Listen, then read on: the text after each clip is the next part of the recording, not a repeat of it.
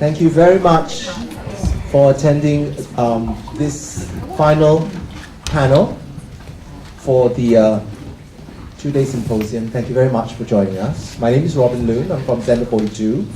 I'm the moderator for this particular panel. We're very happy to have the speakers here. But before we proceed, just a little bit of housekeeping. Appreciate it if you keep your mobile phones off. Yes? Thank you. Second thing, at the end of this panel, we'll have a very short closing remarks, just kind of do an overview of what has happened for the past 2 days, because there were some sessions that were open to the public, some were not. Some kind of closing thoughts. Please stay for that. You're more than welcome to. And after which, the speakers and invited guests, please stay. The rest of the audiences, we would invite you to leave, because we have to have some other closing business to do. Yeah. So just waiting for the rest to be seated. And while you do so, welcome to the panel discussion on education, pedagogy, and dramaturgy. We have with us Charlene, Shintaro, Alyson, and Yinan. Again, in the interest of time, you should have this. If not, please extract one. I'm not going to go into the introductions. I'm going to go right straight into the discussions. So we'll start off with Charlene, and we're very excited for her to share with us her thoughts on education, pedagogy, and dramaturgy. Charlene, please. Thank you very much. So this will come on by itself? No? What do I need to do to get this on? Yeah, it's on. All right, thank you very much. Okay, so I'll just get straight into it, because I think that's probably the best thing to do, and say that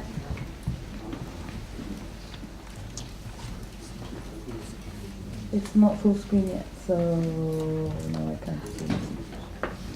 What?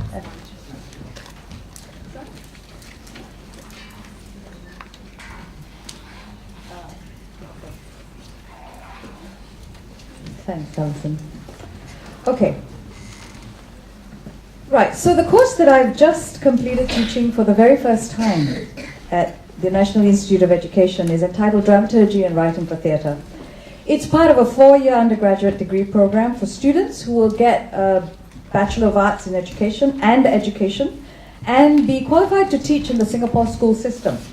Some will teach drama as a subject, some will infuse drama into the curriculum, some will take charge of the drama club. Others will dabble in a bit of drama outside school. The rest may never do any drama at all.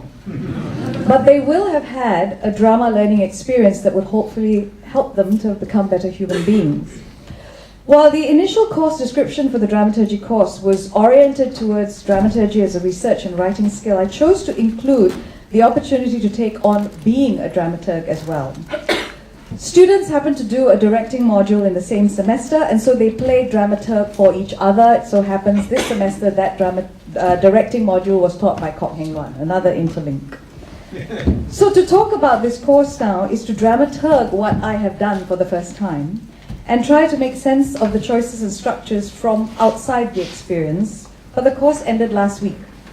So this is a reflection straight from the oven, little time to soak and marinate. I ask your tolerance if it sounds a bit too naive and undercooked. Now I find that the work of the dramaturg draws primarily on the skills of critical dialogue. And so I realized that much of my pedagogy has been a pedagogy of dialogue. Now this is not dialogue for dialogue's sake, for simply hearing what is said and returning to a status quo, but hopefully dialogue that allows what is said to get under our skins and affect the listener in multiple ways. So it's dialogue with persons, with texts, with performances, with processes, with ideas, with histories, etc. Hopefully the participants in the dialogue realize their thinking and speaking are intertwined, and after a while become indistinguishable. So who said what is less important than what it means and how and why it's meaningful, so that this is dialogue collectively created. In this dramaturgy course, the focus was on 3 kinds of dramaturgy through dialogue. Dramaturgy is dialogue with text, in which we talked about an already published text, Then students had to read an already published play of their choice, research it, talk about it, and then write about it. Then dramaturgy is dialogue with performance, where we watched 2 performances, and then students and I talked about it, and then they had to write a critical reflection or review on one of them, and they could choose which one. And finally, dramaturgy is dialogue with process, where students had to become dramaturgs for each other, as I just explained, in each other's directing projects. And then they had to put together a portfolio. This portfolio includes research material for the director, performance text, critical reflections on dialogues with the director, dialogues with themselves after having, attended rehearsals, and a critical reflection on the performance. I don't know what it's going to look like because they're still doing them. Deadline is next week. Now, with this group of students, I was very fortunate. They were a very small group of students, but of 4 women. And they had done a performance last semester called Lost in Translation. This is meant to be their final performance. But because these are students doing a 4-year program in 2 years, some of the module sequencing is upside down. So they're meant to do dramaturgy and directing before they do final performance, obviously, but it was the other way around. So we started the discussion by looking at this work that they had done, which was very good for a dramaturgy class, actually, because there was so much investment in what they had already put into making Lost in Translation, which was a multilingual production that dealt with issues of contemporary plurality in the Singapore context. So they were very invested, and they had a lot of experience to come to and to take away from, such that this was not just an academic exercise. So for me, the importance of dramaturgy being tied to an experience or an encounter with theatre was very crucial. And therefore, talking about structure and architecture and style and form and context could come from an embodied and enacted experience rather than just a cognitive intellectual one. As well as deal with the nitty-gritty of publicity and such like, because they had to deal with all of those aspects as well in production. And it was interesting because one of the posters they had designed was deemed too provocative for our NTU NIE populace, and they had to be retrieved from the walls of NIE. And all of this was very useful learning about how texts circulate and operate when you're thinking about production and you're not just dealing with being playwright or director or performer, how to navigate this. So, in a sense, I can't really say whether this has worked or not. It's too soon. I won't go into the details of what we did, but I want to look at this idea of dialogue because I think that this is crucial not just to dramaturgy, but to my work in terms of working with future drama educators. And the concept of dialogue that I want to just throw out here is the idea that David Bohm, a renowned scientist, talks about in his essay called On Dialogue, in which he proposes that dialogue is a proprioception of thought. Now, we think of proprioception in relation to the movement of the body and dancers and athletes and sports people having an understanding of their bodies in that way. But what happens if we think about proprioception of thought as a valuable skill for the dramaturg, insofar as you become acutely aware of the thinking that is going on within yourself, but also anticipate the consequences of thinking as doing, and how that will operate. And the purpose there is not to win an argument, and so David Bohm makes a distinction between dialogue and discussion. For him, discussion is like a ping pong game, and you play to win. In dialogue, there is no winner. And when you create a dialogue group, which is something he talks about, this group doesn't exist permanently. It comes together for a particular purpose, and as the dialogue continues, there is a commitment to the collective participation in the dialogue. And this seems to be very much linked to how we work in collective and collaborative performance making, where the dramaturgy, as we talked about yesterday and today, is invisible and yet present. And so maybe this notion of a proprioception of thought is a useful way to think about what we're doing. I also think that in relation to drama educators, it's important to recognize dialogue as an aspect of critical pedagogy, in which, as Henri Giroux talks about teachers as public intellectuals, the teacher is not just there to reinforce a way of thinking and to perpetuate a knowledge that's established, but increasingly now, especially with notions of 21st century education and 21st century this, that, and the other, there is a need for teachers to become public intellectuals, to see themselves as public intellectuals, and to then read text differently. And what it means to read text differently, I think, is a dramaturgical skill. I asked the 4 students how they felt dramaturgy related to being drama educators, and they had a whole list. From having to put up a skit for the end of year concert to dealing with curriculum and syllabus issues, they felt that the kinds of ways in which dramaturgs are expected to read context is extremely relevant to the drama educator. And this for me raises a whole lot of questions. I mean, it's not something I was consciously doing through this module, but I think it's something that I've been doing over a range of modules since I started teaching in NIE, without realizing it was called dramaturgy. I think that has been a necessity simply because context has always been important in my own dramaturgical thinking. And earlier I talked about my dramaturgical thinking evolving through working with Janet Pillay and then Five Arts Center. Because context is often a translation that has to occur after reading resources in English that are largely Western-based. And so if one is learning about theatre or dramaturgy or directing, if you're English-speaking like I am, and it is my mother tongue, then a lot of the resources that I am turning to are written in English, are coming from a particular kind of West.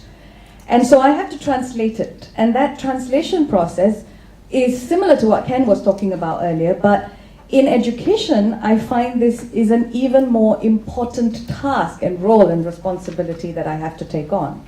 So the dramaturg in me, I suppose, has been working for some time, and now I'm putting language to it in relation to my teaching, apart from in relation to being a dramaturg. So I've been a teacher for 25 years, been a dramaturg for about 3 years, but I realized there's actually so much more overlap than I had realized before. I'm very grateful to this conference for making me aware of it. So in then considering what else needs to happen in addressing the module as something that I hope I can do again and differently, how would I move on? And I have a few thoughts on that. The first one is that I think one of the big gaps in the module as I've taught it this semester has been the lack of local dramaturgical perspectives. And I could really have, and I would really draw now on regional and local dramaturgical perspectives such as Krishnajit and Gopal Kun, bringing to the thinking space very consciously works that have not necessarily been written with the titles dramaturgy on them, but that are clearly thinking through the dramaturgies. And I think that's something that needs to be brought into how we teach dramaturgy here.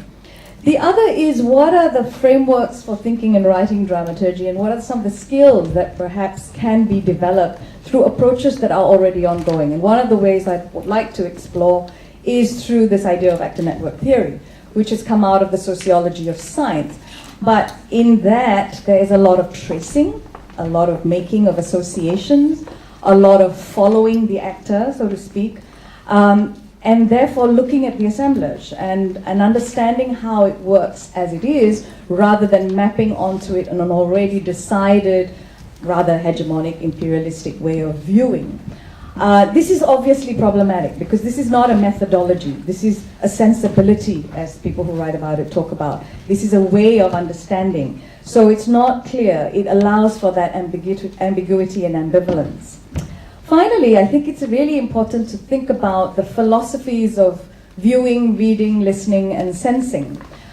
Things like understanding immanence and understanding affect theory. Now, we've been doing it, but really making the languages accessible, making the languages available to drama educators, whether it's through dramaturgy or not, but making it available such that, for me particularly, teachers who are in schools where drama is not in mainstream curriculum, drama is often seen as a play, fun subject where you don't have to think very hard, can relax, becomes an important thinking space, whether through the proprioception of thought, the notion of the teacher as the public intellectual and therefore reading text differently, and through these dramaturgical perspectives that have contributed to the evolution of how we understand theatre in this part of the world in relation to the rest of the world, not as exclusionary, obviously, but as inclusive.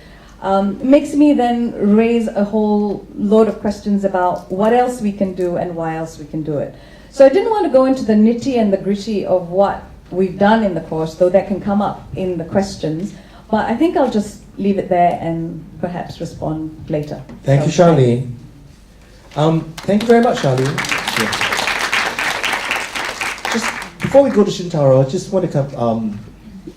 There was a closed session yesterday where we were doing mapping the terrain, and Peter Eckersall said that there were the roles of a dramaturg may differ in different perspectives, but they function in broadly. There are three things that they would do across all roles. One of which is research, the second which is mediation, and the third is that they operate on the reception level, meaning that they try to bridge the performance and the audience. So I think the role, the function of a dramaturg, and I think what Charlene was talking about just now in terms of getting the student ready to operate on these three. So research, mediation, and reception level. Those are the three broad. So kind of like just kind of painting a profile of the general function, not role, function of a dramaturg that cuts across all circumstances, just to keep you all included. So next, we move to Shintaro.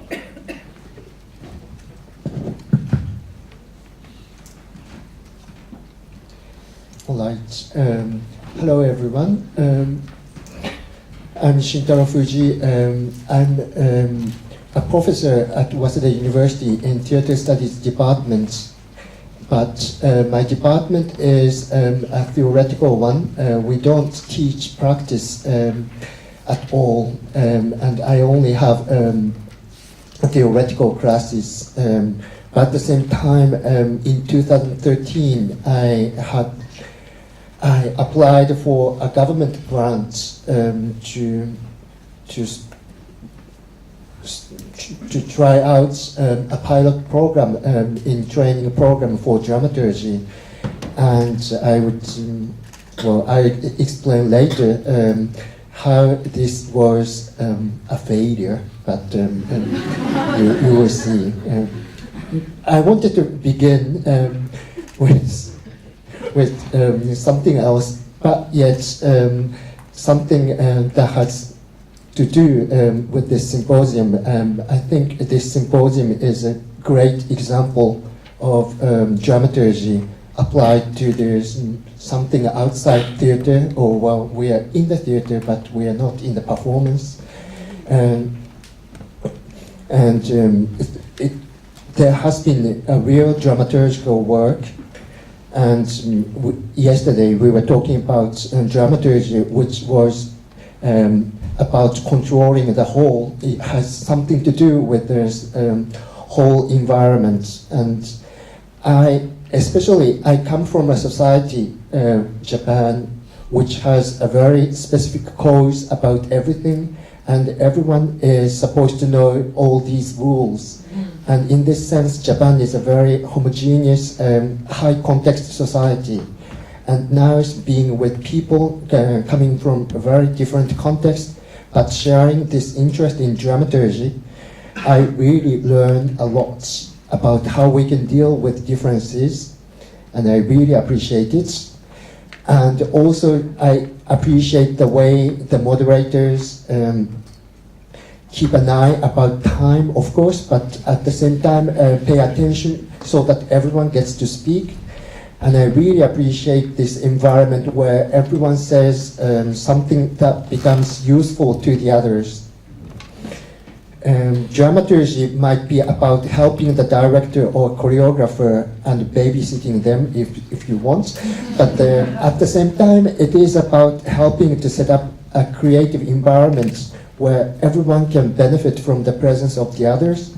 It reminds me how heterogeneity differences can bring in so much richness. So again, many thanks to the organizers. And I say this because theater is about alterity, about differences. The text, if there is one, is an object at first very much strange and stranger to the creation team and the character for the actors. The space is also something quite alien for the performers, and you have to deal with the audience who does not share the same context as yours. In Japan, quite often the theater company is made up of people of about the same age, of the same sociological situation, and the audience is also sociologically quite similar to the performers. We can say the same thing for university students. Japan is very Japanese, even in universities. We have some international students, especially from South Korea and China, but they tend to assimilate very quickly, so that you would not recognize the differences. It is very unfortunate. And yesterday, I said about Asia that it is something quite mysterious to me, and that made people laugh. I kept thinking about it afterwards. Asia is a concept like the concept of theater or performance, which keeps evolving. Asia is a concept that has to be reinvented, just like theater, performance, and dramaturgy has to be reinvented all the time. And now, so let's move on. How can we teach dramaturgy? And I started this program in 2013, which lasted only a year, but still, at the same time, I did not really believe that we could teach dramaturgy. It is a bit like teaching how to ride a bicycle or how to swim. You cannot really teach it in the classroom. So I had much doubt, yet I experimented in 2013 with training a program in dramaturgy.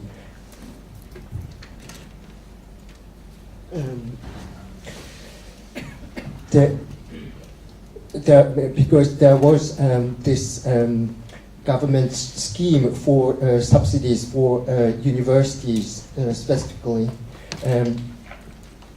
But I say again, there was another big doubt, or even an existential problem to start with. The dramaturgy, at least in Japan, is not established as a profession. You cannot live from dramaturgy, so it feels quite dishonest to make people invest in a training which you will not pay back. So rather than to train dramaturgs proper, I privileged teaching a dramaturgical state of mind, as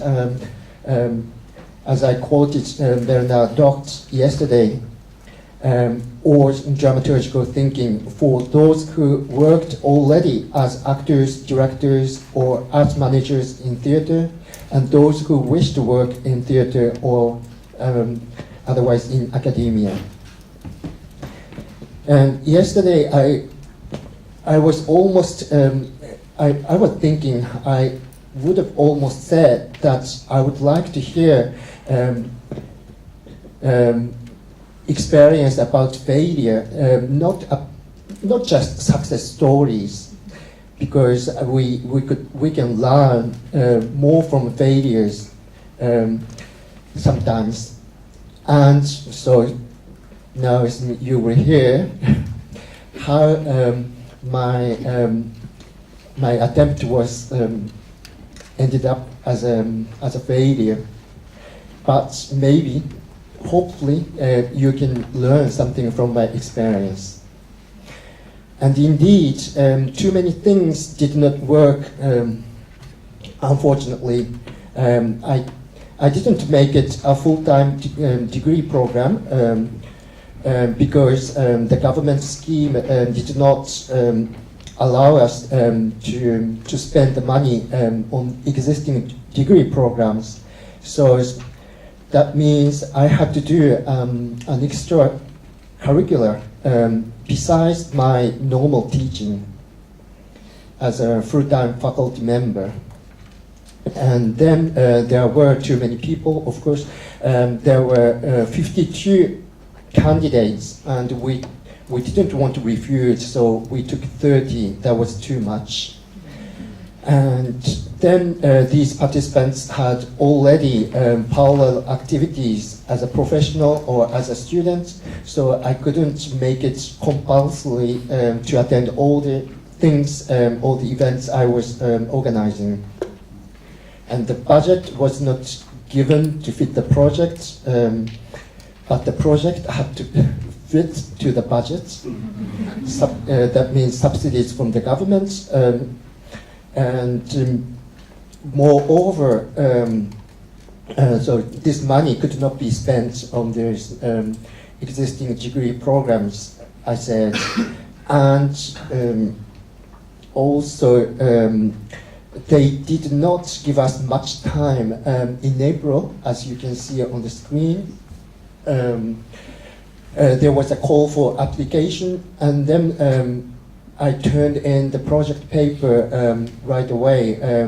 As I remember before the end of April, so it's precisely 3 years ago. And then on the 1st of July, I received confirmation from the government, and then I had to give back the budget again because they didn't give us the amount we asked for, and we gave an amount superior to what we needed, because we all know that the government will not give you 100%. But in this case, the thing was, the problem was that we had too much money to spend, and so from July until the end of year, the Japanese fiscal year runs from April until the end of March, and before February, March, all the money had to be spent, and it was practically, I had 6 months, and everything was catastrophic. and normally, you cannot be unhappy having too much money. And I chose wrong partners who were not as available as they told me they would be.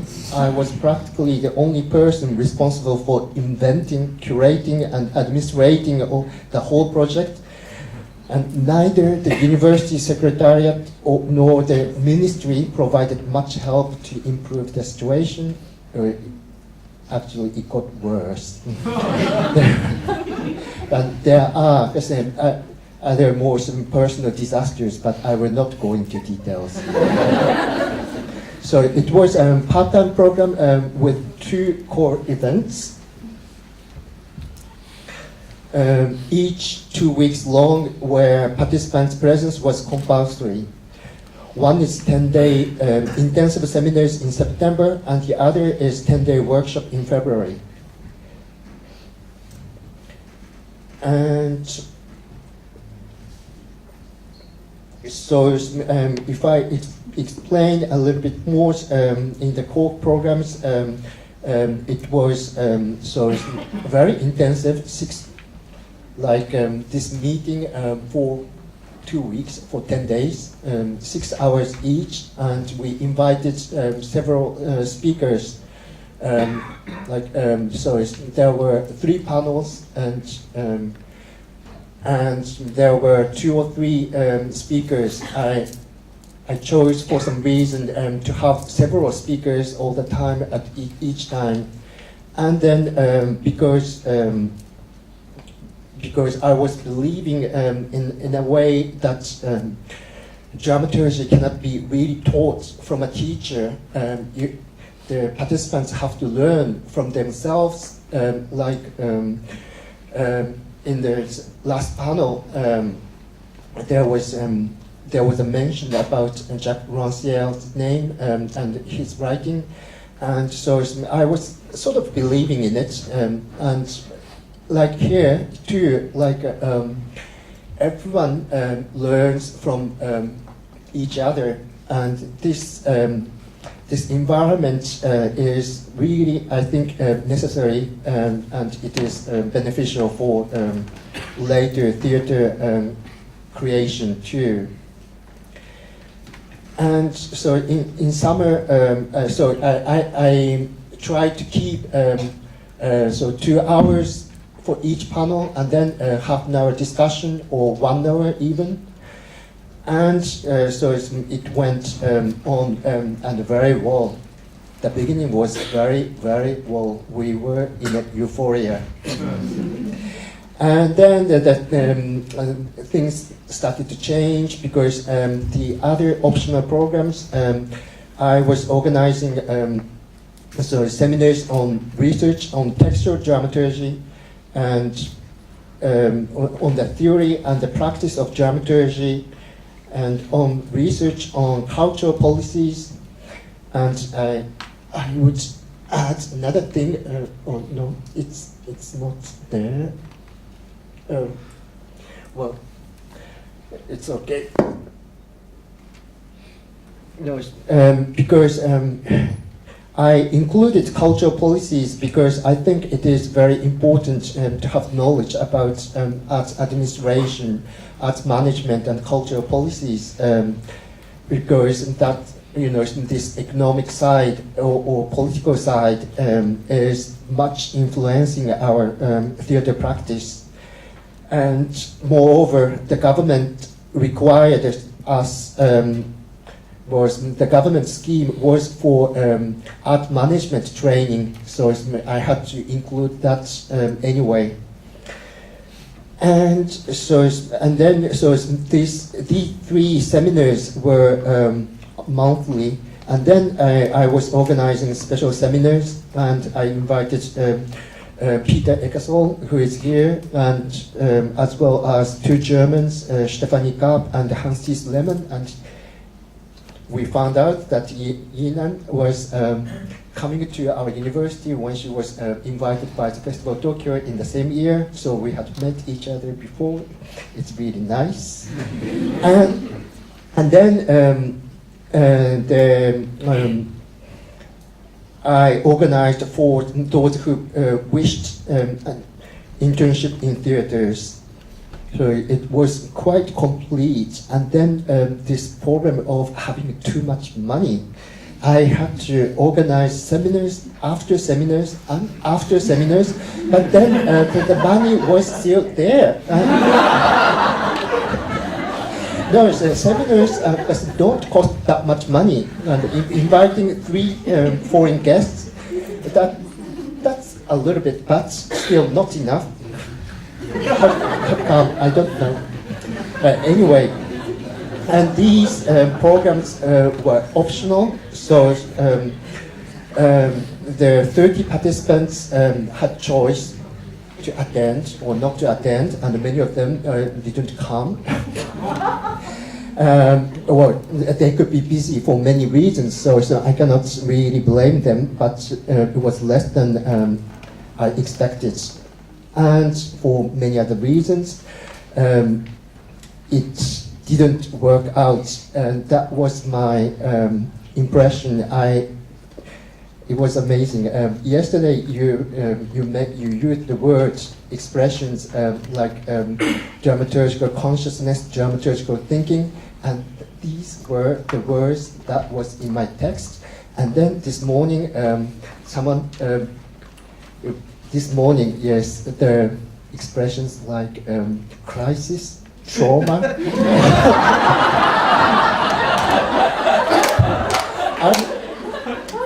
I'm still. Yes. I'm not joking. I'm not making fun of myself, but it's still a personal struggle. I'm still working against it, and yeah. Coming to Singapore, talk about dramaturgy. I didn't expect to be on the education panel, but I accepted it. Yes. So that's about it for now.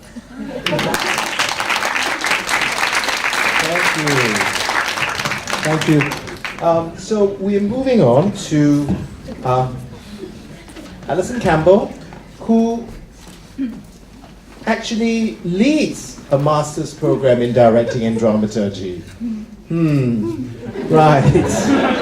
Let's see whether she has too much money to spend too. Take it away, Alyson. Well, I'm not in my PowerPoint. It's not the most exciting. It's not the most exciting PowerPoint I've ever written in my life, I have to tell you. Apart from those of you who are junkies for, curriculum design, which is a dramaturgical act. I love that you've talked about failure. One of my hit lectures of all time was given when I was teaching at Brunel University, and I did a session for other staff called Bad Teaching. And it wasn't theoretical. And only at the end did I discover that the Vice-Chancellor was in there, and I went, how could you let me do that? My employer has just watched me talk about my abominable teaching on a subject, but apparently he loved it. They wanted me to do bad teaching everywhere. So, I salute you, Shintaro. And in a way, when you think about creating thank you so much. That's great. Yeah, that's it. We'll go from the start. Oh God, what did I hit? Yeah, that'll do. Yep. Look, it is a bit, when you were talking, I was thinking, look, it's a bit like tilting at windmills. And you're in sort of theatre departments, wrong theatre departments, and everything's dramaturgy. I mean, we spent 2 days going, oh yeah, well, dramaturgy of conversation, dramaturgy of, ethics, and dramaturgy. What happens when you decide to teach something called dramaturgy, and it expands and expands and expands, and my first students and I, we've mapped, and we go off whiteboard after whiteboard into what it's including. And it's, so actually coming up with a curriculum is very difficult. But I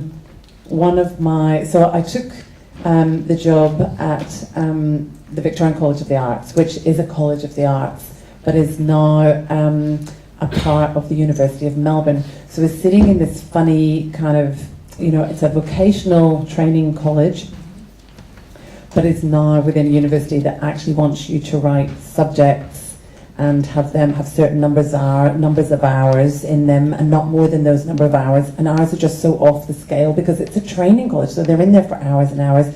And so we start lying, really. And certainly when I was designing the course, and again, a lot of this was conversation with Peter, and it's really come down through again that lineage in Melbourne of teaching a subject that Peter started at Melbourne University up at the main campus with a School of Creative Arts, which they killed off whenever the VCA, the College of Arts, came into the university, because they said we can't have practice everywhere. So, but the School of Creative Arts was this kind of miraculous moment where theory and practice really came together in the most fantastic way.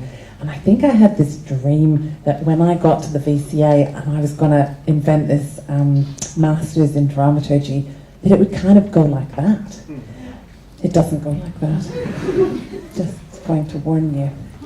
So, what's really interesting for us is that there is a particular ecology there, though, that exists already. So, I went there to take over grad studies, to run graduate studies in theatre, which already had a very successful master's in writing for performance course run by Raimondo Cortese, who's a brilliant writer and brilliant teacher and brilliant dramaturg for that matter. And so that exists, and it goes along, and there's about 10 a year of them, but this year there's 12, and the next semester there's going to be 13, which is really too many. And so that's an interesting thing, where target numbers. So suddenly you're inventing, and then the other thing that there was some postgrad diplomas in directing, a 1-year diploma in directing, and a 1-year postgrad diploma in animatouring or theatre making. Nobody really outside of the VCA uses animatouring, but it's theatre making, essentially. And so I went and I had to start running those two courses, the animatouring and the directing, but at the same time start to churn them into masters. So what happened there was that we created a 2-year masters instead of the 1 year, and sort of folded the theatre making animatouring side into it, so a very expanded notion of directing. So that's running along, and it's important to talk about it because it's part of our particular ecology there. So in alongside this master's in writing for performance and the one in directing for performance, I was going to sneak in actually, this master's in dramaturgy. And we came up against an awful lot of resistance. The first problem is, what's your target number? And I say, 6. Yeah. And they go, are you missing a 0? No, I'm not. It has to be no more than that. And again, that's about the environment and the economy that you're putting, you're training people and putting them out into that world. But it's also the nature of an intensive training course. You know, they are in there really long days. And so when they say, well, you can't, in this economic climate, you cannot start a course, a master's course for 6 people. So I kind of, I begged and I wheedled and nagged and lied and did everything essentially. But the design is very particular to that ecology, which is that there are subjects, and how I had to explain it to maybe people in external relations who were kind of worried about fielding calls from prospective students about dramaturgy and then really not knowing what it was that I sort of talked about the fact that, we'll leave it on a little bit, I don't know what I've got, I can't remember. Oh yeah, right. I would say, look, the people who are coming to do dramaturgy have, you know, will need some of the skills, the same skills. They share many skills that writers have, but they're not necessarily going to write a play. And they're going to share many of the skills that directors have, but they're not necessarily going to direct a play either. In fact, dramaturgs go into other people's projects, which makes them very cheap. It does. So you don't have to create projects that they are necessarily leading, although our independent project module allows them to do that. But actually it's very much about the networking, the cohort building, the collaboration that they're doing. And not only are they working with the directors and the writers, but they're working very closely with the Masters in Design students.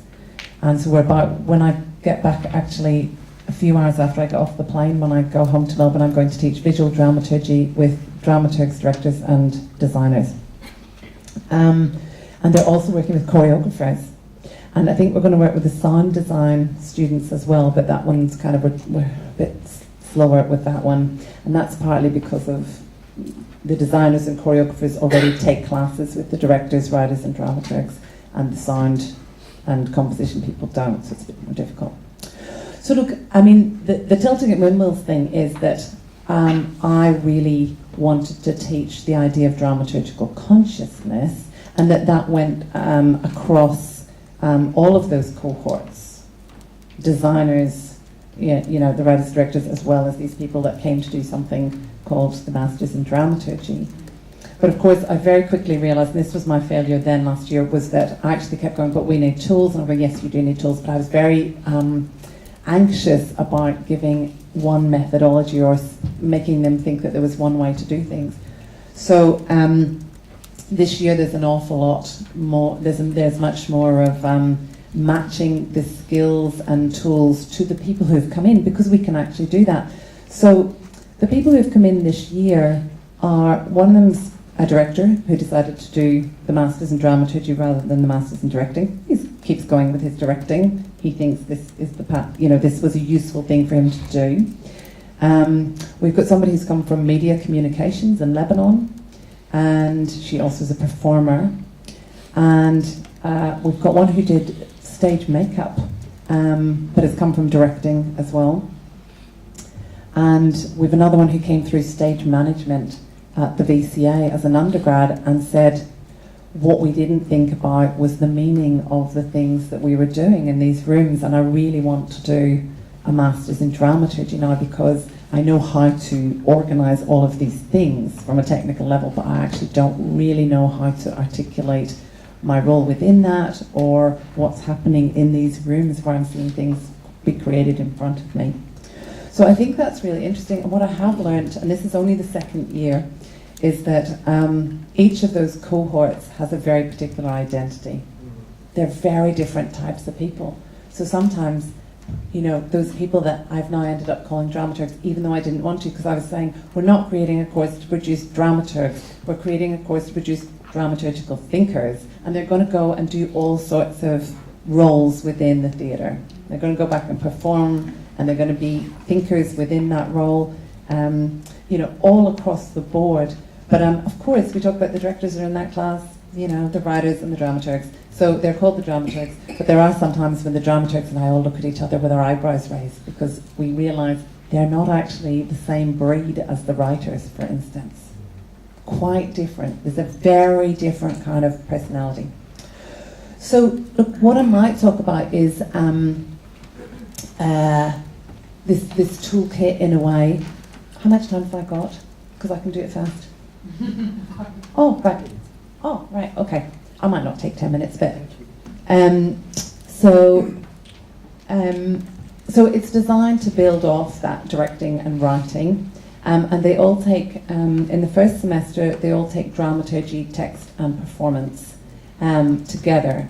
So that's really led by currently Chris Mead, who's the literary director of Melbourne Theatre Company, which would be our kind of mainstream state theatre company, which is literally actually the building beside us, and they are actually a department of the University of Melbourne, but for a long time the VCA and Melbourne Theatre Company didn't speak to each other. So it's great, and so there's very much this sense of what's the professional kind of model, and that integration of industry professionals in, because that's really key to the course.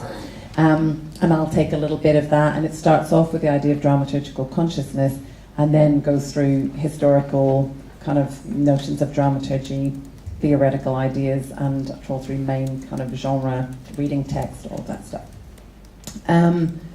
Then, you know, the subject that I love so much that Peter initiated, dramaturgy and live performance, I've taught in all sorts of versions, and actually I might give an example of when I think it has worked really well, and that isn't at VCA, it was at Belfast at Queen's University, so I might do a quick run of that. Then they do a lovely thing called cross-disciplinary studies, which is really practical on the floor. We've got the opposite, because of course we are practice-driven.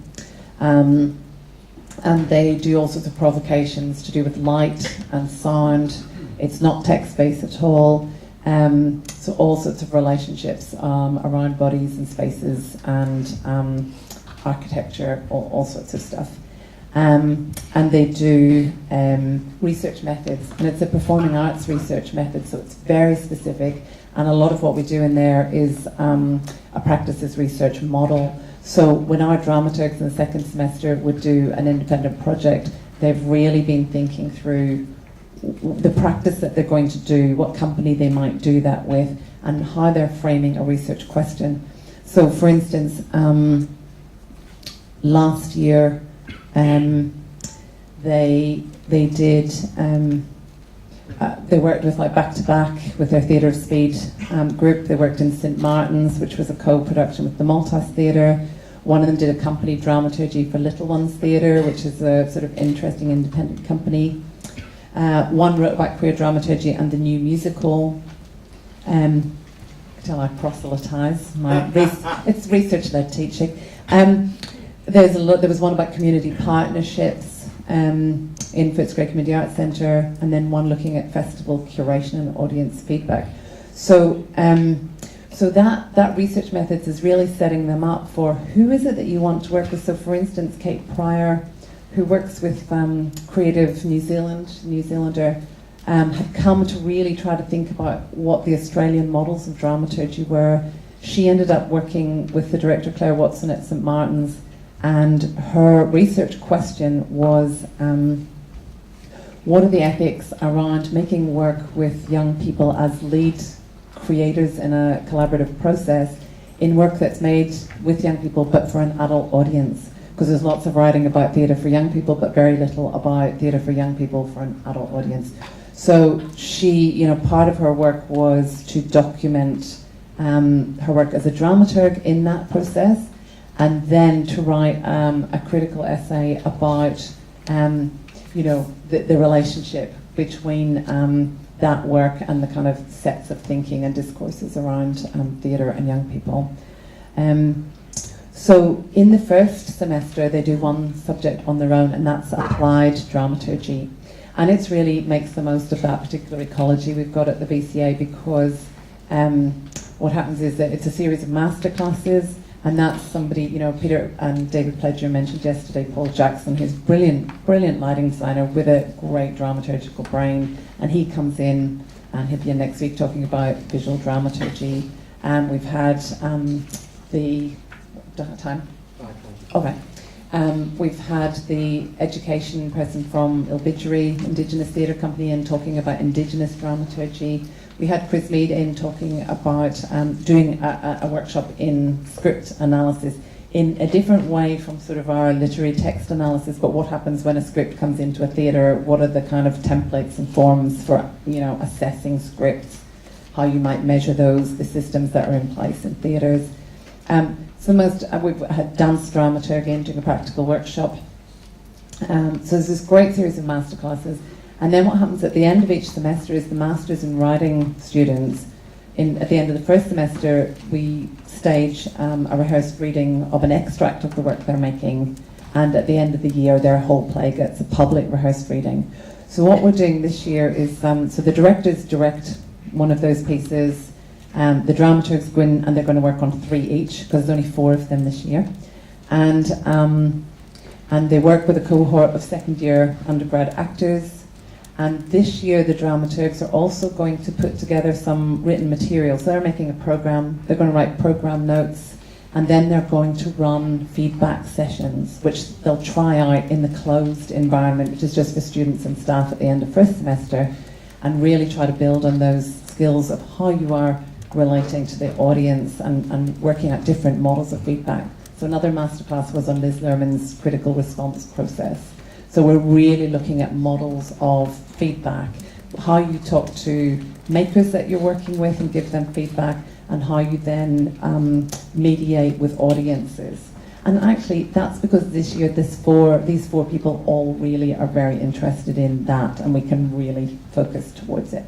So I might do a quick whiz. So it's really this combination of dramaturgical thinking or consciousness, tools, toolkit of strategies and techniques, applying them through practice, and then the industry contacts and cohort building.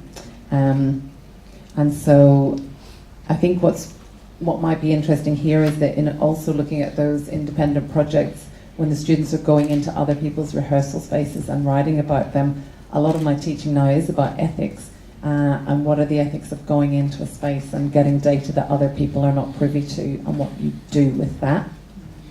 And the tools are what we would expect, which I've gone through, script assessment, performance analysis, or doing research. We've talked about those. They work on lots of projects. The master classes we've done.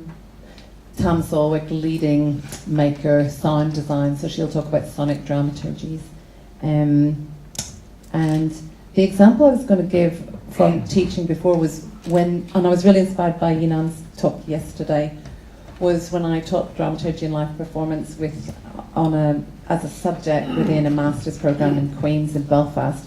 And I took my whole class, so I was directing this new translation, and I took my 7 or 8 students as my dramaturgical team. I was really happy, actually. And we had all sorts of things, so we worked out ways that they could bring in research to the actors. They were doing all sorts of different areas, plants, which are really important in Lorca, and gender, different things. Time? Yeah. Great. I can stop there. But I think the great thing that I got from you yesterday was that actually if you can bring the students in as dramaturgs on your project, that's actually one of the really great ways of teaching it. Thank you, Alyson. Thank you very much. Alyson, I assume it's a full-time postgraduate class. Sorry, yes, it is. It's a 1 year full time. 1 year full-time. So last but not least, very happy to have Yinan.